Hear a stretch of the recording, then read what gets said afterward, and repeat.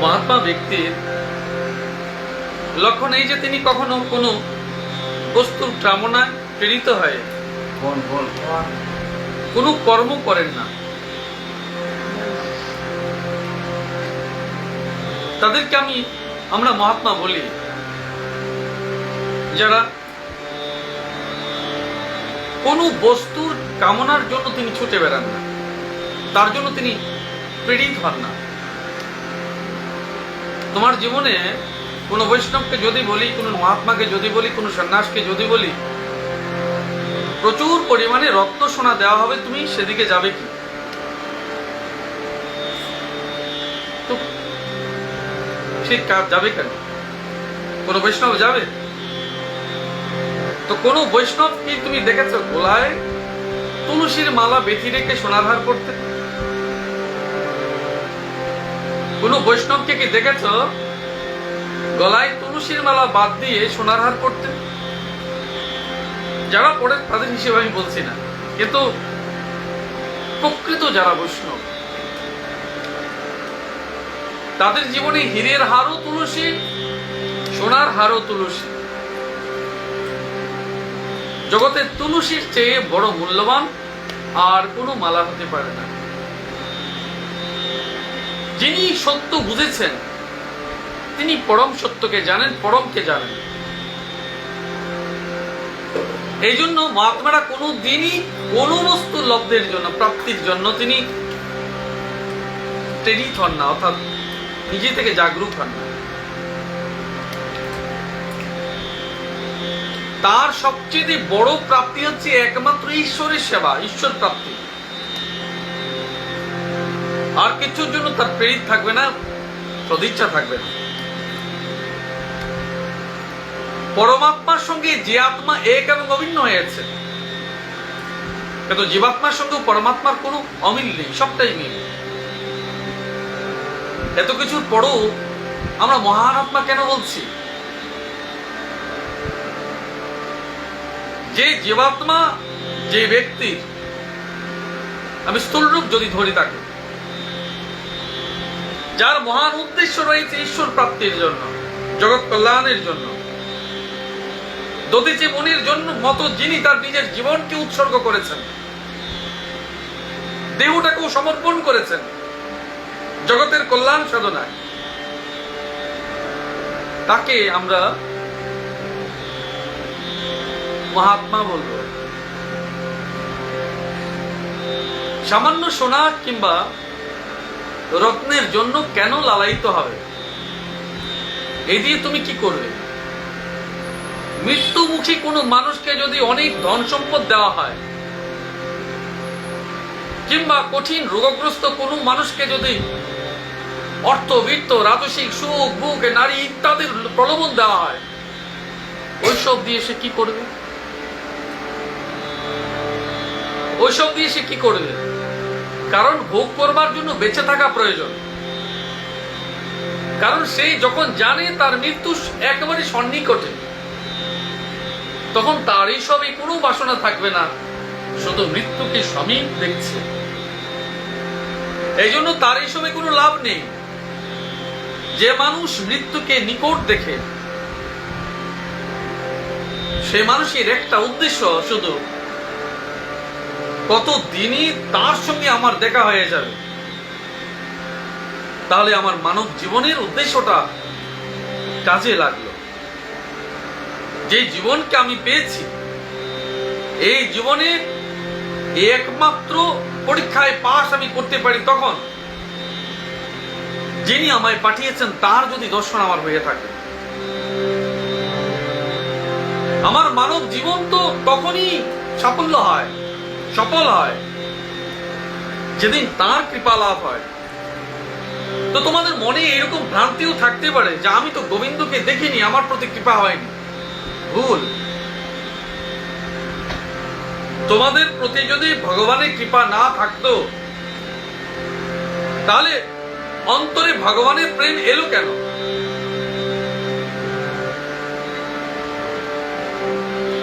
শুষ্ক আবহাওয়ার মধ্যে যদি দু এক ফোঁটা বৃষ্টি পড়ে,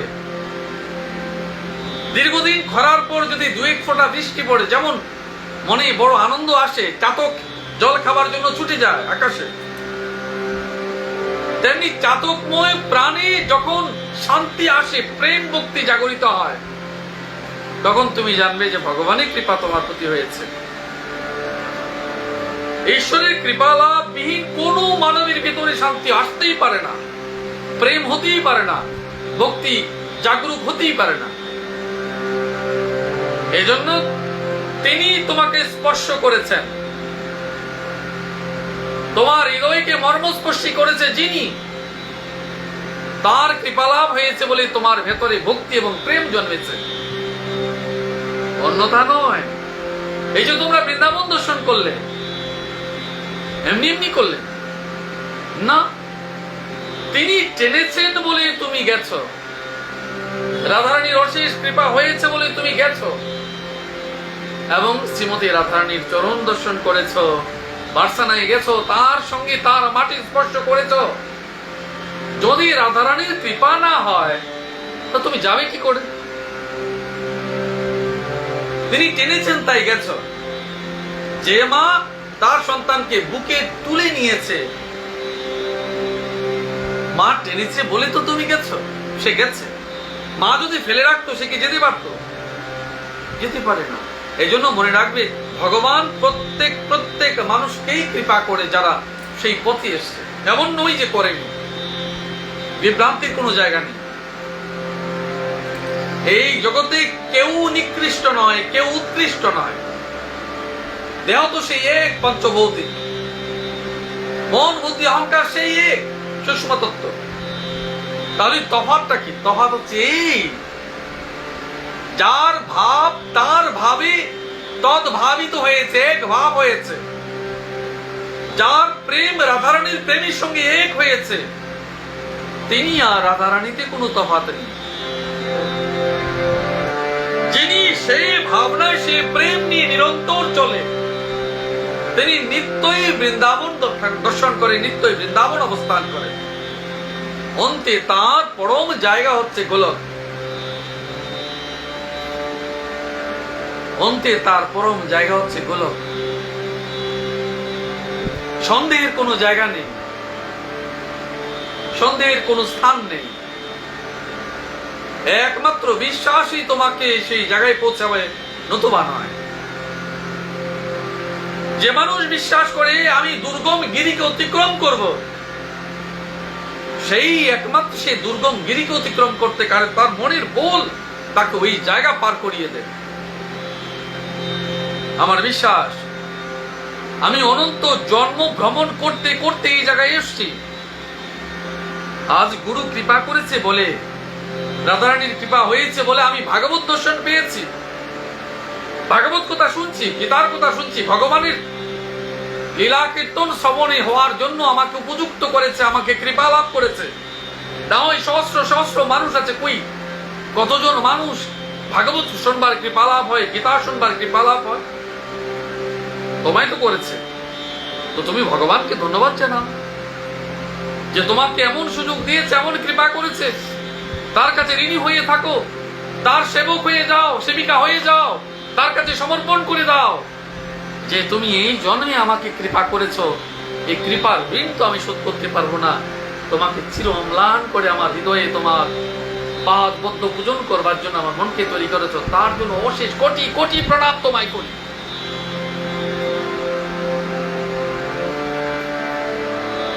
ভগবান বলছেন তার চিত্ত আমাতে অভিনিবিষ্ট থাকে। আলিঙ্গন করেছ? যখন তুমি মহাত্মাকে আলিঙ্গন করো, তখন তোমার হৃদয়ের অনুভব কি হয়? যখন টুক করে প্রণাম করো, মনে হয় যেন হৃদয়টা চরণে পড়ে গেছে। যখন তুমি আলিঙ্গন করো, তখন মনে হয়েছে তুমি তার হৃদয়ে প্রবেশ করে ফেলেছ।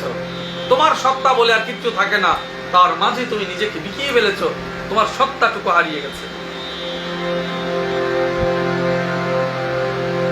এই জন্য ভগবান বলছেন তার চিত্ত আমাতে অভিনিবিষ্ট থাকে। যখন তুমি ভগবানকে ধরলে, তখন যে সুখ তুমি পেলে, আর যখন ভগবান তোমায় ধরল, তখন এই সুখটা তোমার কেমন হবে বলো?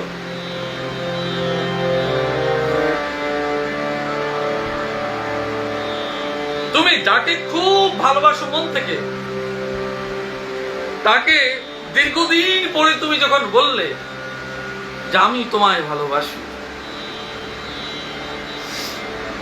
কিন্তু যাকে তুমি ভালোবাসো সে যদি তোমায় বলে আমি মা তোমাকেই ভালোবাসি, তখন তোমার মনের অবস্থা কেমন হবে?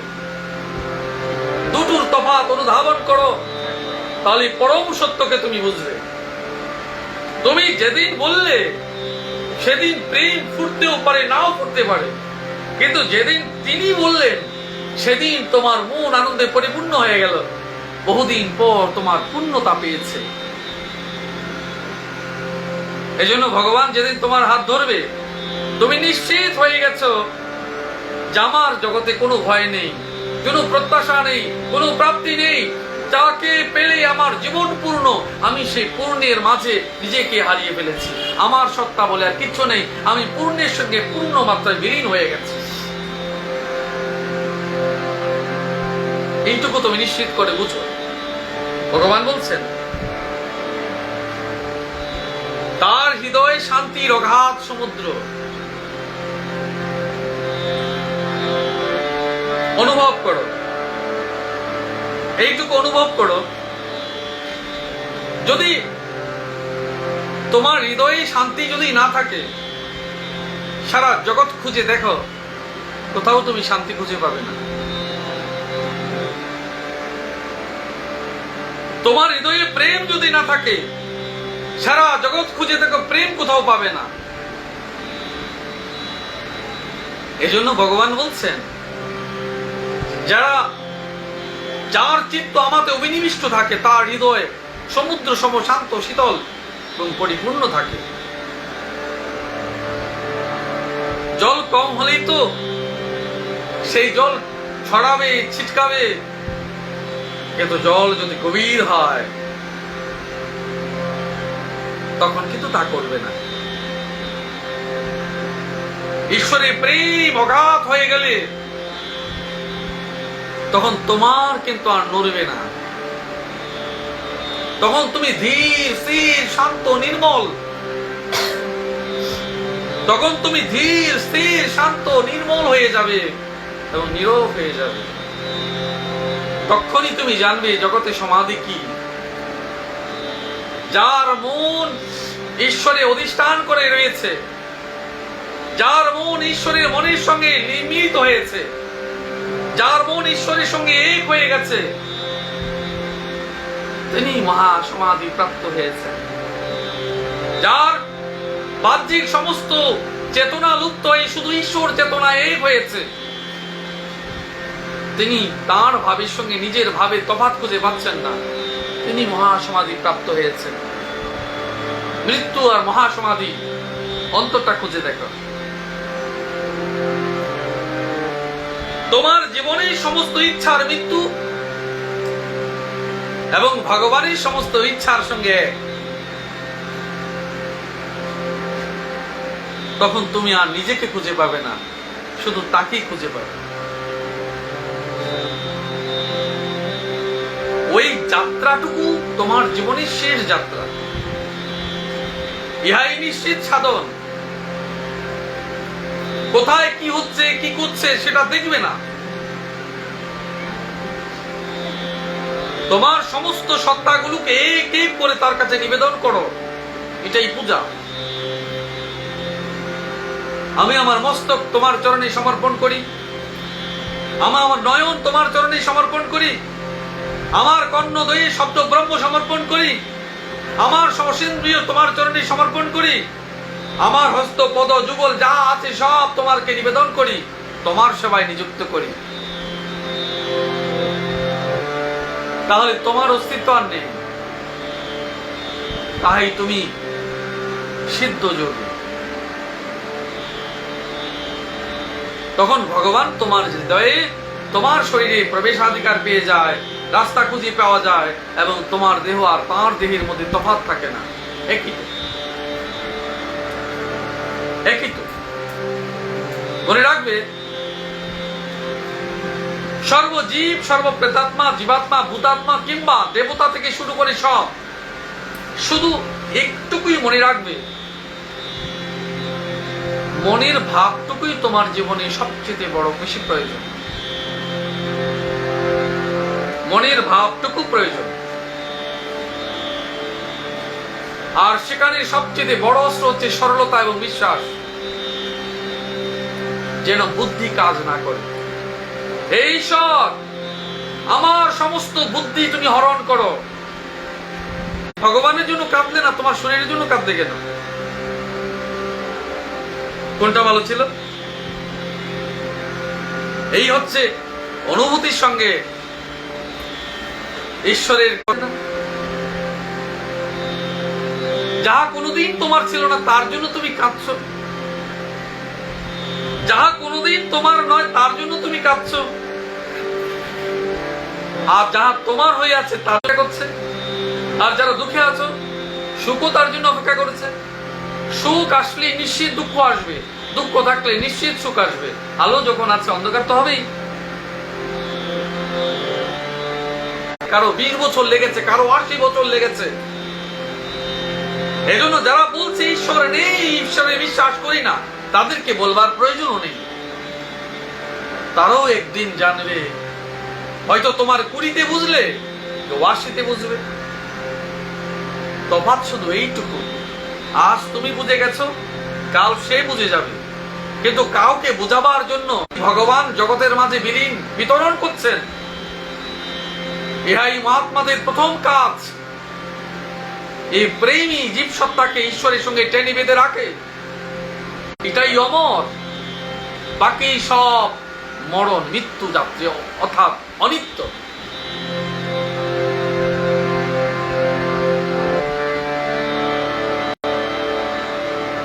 মানসিক, শারীরিক ও পদার্থ সম্পর্কিত কোন রকমের পরিগ্রহের সঙ্গে যুক্ত থাকেন না। এই যে তোমাদের বলি, কি দিয়ে ভগবানকে পূজা করবে? তোমার সমর্পণ আছে কেন? তুমি জানো কিনা ভগবান যে করছেন? বাস অতটুকুই হলো। তোমার শ্বাস প্রশ্বাস, শ্রবণ, চোখ, দর্শন, সমস্ত ইন্দ্রিয়ের চেতনাই একমাত্র ঈশ্বর। তোমার সমস্ত সেবক ঈশ্বর, দেব দেবী দিয়ে তোমাকে বাঁচিয়ে রেখেছে।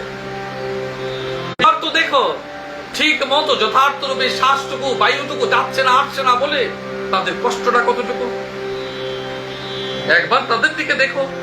তাহলে যথার্থ সত্য ঈশ্বরের করুণাটুকু বুঝবে। এইটুকু তো তুমি জানো যে তোমার প্রতি এমন করুণা করেছে। দাও, তার চৈতন্যকে জাগিয়ে দাও, চেতনা সমৃদ্ধ করে দাও, তার বিবেককে ফিরিয়ে দাও।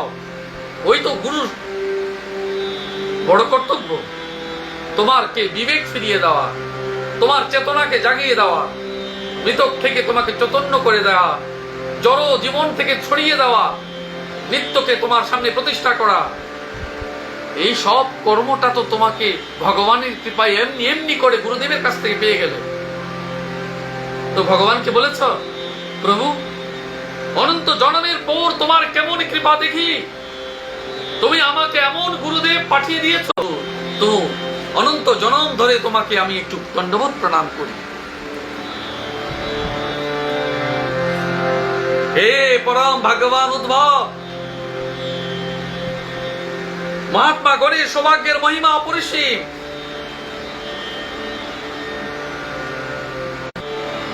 তোমার অখণ্ড হৃদয়ে অখণ্ড প্রেম তার জন্য যদি থেকে থাকে, একদিন গোবিন্দ এসে তোমাকে তো বলতে পারে, যেমন জয়দেব পত্নী পদ্মাবতীর কাছে এসে বলেছে, অন্ন সেবার জন্য বলেছে, আমার বড় খিদে পেয়েছে, তুমি আমায় অন্ন সেবা দাও। জয়দেব গোস্বামী স্বামী প্রসাদ অন্ন সেবা করেছে এবং সেই প্রসাদ গ্রহণ করে যখন তার উচ্ছিষ্ট হয়ে গেছে, এ তো স্বয়ং জয়দেব গোস্বামী আজ বলছেন, আমাকেও সেই উচ্ছিষ্ট প্রসাদ তুমি দাও।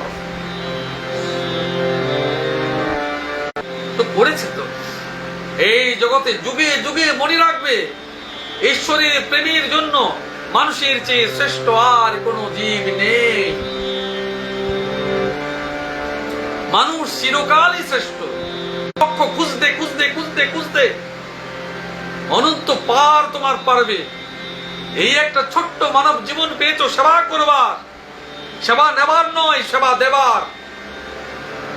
বৃক্ষ মানব রূপে নয়, শুধু বৃক্ষারও দেব দেবী রূপে ভগবানের সেবা করছে। আমরা বল্লভকে তুমি দিচ্ছ,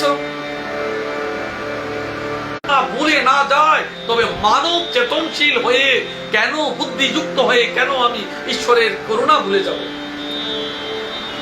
যে মানুষ ঈশ্বরের করুণা, দয়া, কৃপা ভুলে গেছে, তাকে শতধিক, সে তো কৃতজ্ঞ, অকৃতজ্ঞ, কৃতজ্ঞ সে। এই জন্য আমার লীলা কীর্তন মানব কুলের জন্য পরম কল্যাণকর। এই জন্য নিশ্চিত যত বেশি ঈশ্বর সাধনায় যুক্ত হবে, ঈশ্বরের জন্য জগৎকে ঈশ্বর ঈশ্বর বলছি, ঈশ্বর কোথায় পাবো? সমস্ত জীব সত্তা, সমস্ত প্রাণের সত্তাই তার শ্রেষ্ঠতম জায়গা। মানব দেহ হচ্ছে ভগবানের শ্রেষ্ঠ মন্দির। যদি মানব দেহ ভগবানের শ্রেষ্ঠ মন্দির হয়, তবে মানব সেবাই ভগবানের শ্রেষ্ঠ সেবা।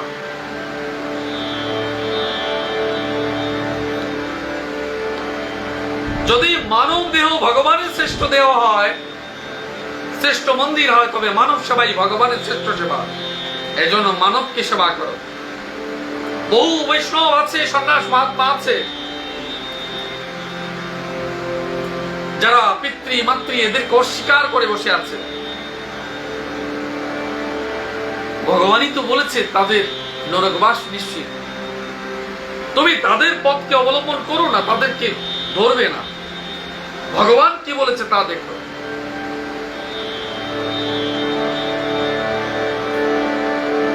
তুমি যখন মানব জীবনের অঙ্কটুকু শিখবে, সাংখ্যটুকু শিখবে,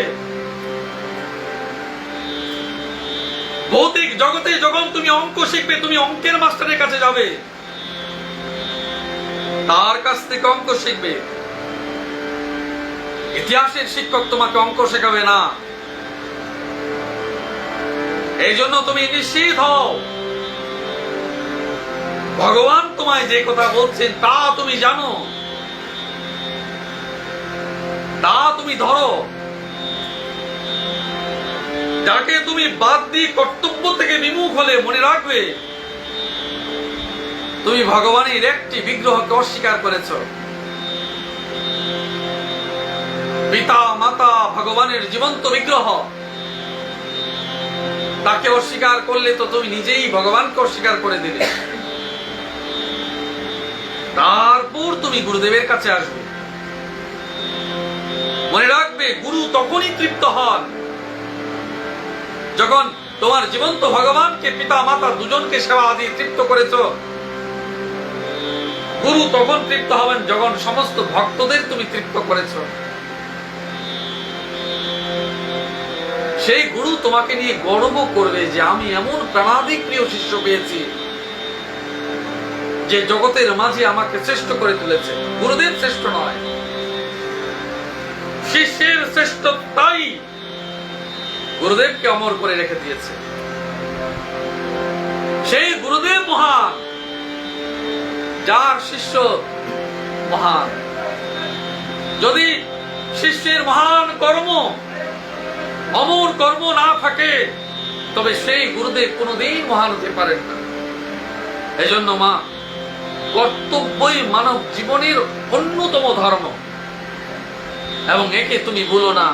তাই ঈশ্বরের কর্ম, তাই সেবা ধর্ম, তা দিয়ে তুমি জগতের কল্যাণ করে জগতের মাঝে বেঁচে থাকো এবং নিশ্চিত রূপ হয়ে তোমার সাধনাকে তুমি চালিয়ে যাও যতদিন পর্যন্ত অনন্ত রূপ ভগবান তোমাকে দর্শন না দেয়, তোমার কুলকে তোমাকে তার কোলে আশ্রয় প্রদান না করে ততদিন পর্যন্ত তুমি সে চালিয়ে যাও।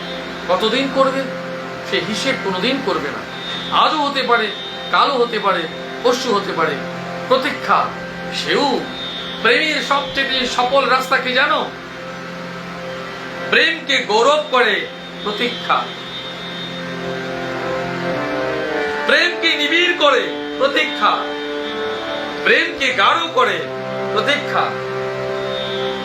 তাই ঈশ্বর যতদিন দেখা না দিচ্ছে তার জন্য তোমার গাঢ়ত্ব, নিবিড়ত্ব উত্তর বৃদ্ধি পাবে। এটাই বরং ভগবানের কাছে বলো, তুমি যতদিন প্রতীক্ষা করাবার করো ততদিন আমার নয়ন গঙ্গা তোমার পাদস্পর্শ করবে। এই প্রভু, তুমি যেখানেই থাকো আমার নয়ন জল বরিশন করতে করতে একদিন তোমার পথকে স্পর্শ করবে, তোমার চরণ যুগলকে স্পর্শ করবে। এই বরটুকু তুমি আমায় দাও।